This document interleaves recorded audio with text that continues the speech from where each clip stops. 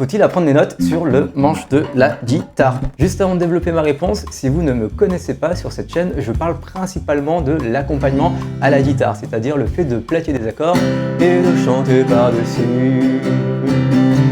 Donc la réponse que je vais vous donner, elle est valable si vous aussi vous souhaitez vous accompagner à la guitare. En réalité, la question, c'est pas vraiment faut-il apprendre les notes sur le manche, car si vous voulez aller loin dans votre apprentissage de la guitare, il faudra le faire à un moment donné. La vraie question à se poser, c'est de savoir à quel moment il faut commencer à apprendre les notes sur le manche. Pour moi, il faut apprendre les notes sur le manche lorsque vous allez arriver à un niveau intermédiaire.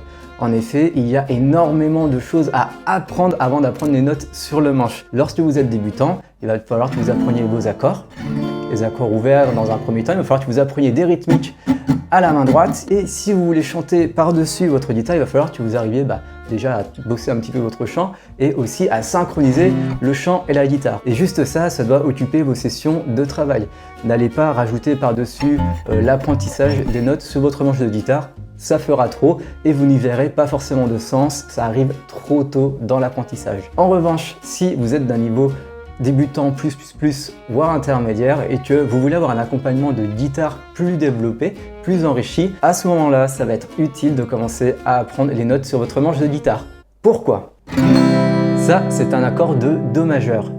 Mais la question qu'on va se poser, c'est pourquoi c'est un accord de Do majeur? Eh bien, en réalité, c'est un accord de Do majeur pour deux raisons. La première raison, c'est que cette position-là, le positionnement de mes mains à la main gauche, ça va être une position d'accord majeur. Et ensuite, cette note-là, qui est la note la plus grave de l'accord, elle est située sur la case numéro 3 de la corde de La.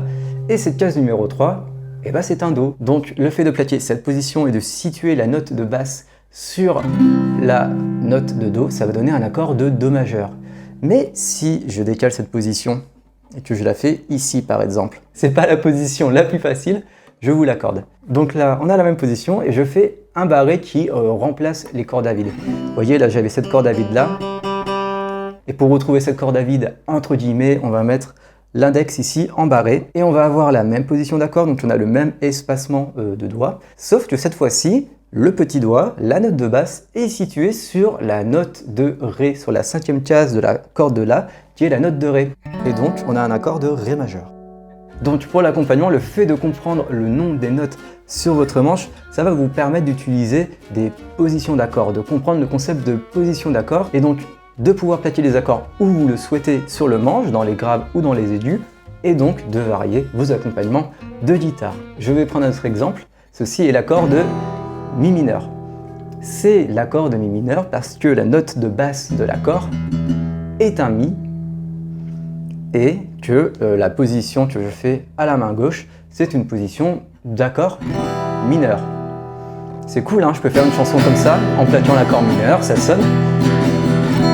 Mais imaginons que dans votre accompagnement, vous voulez quelque chose d'un petit peu plus léger, d'un petit peu moins rempli. Et bien ce que vous pouvez faire, c'est que l'accord de Mi mineur, vous pouvez le plaquer plus dans les aigus. Et donc comment on va faire? On va prendre le Mi plus dans les aigus, donc on l'a ici en 7e case sur la corde de La, et on va plaquer une position d'accord mineur à partir de cette note de Mi.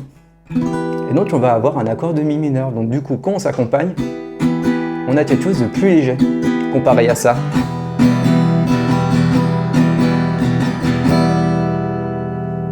Ce qui va nous permettre de sortir des accompagnements avec des accords ouverts qui sont très classiques.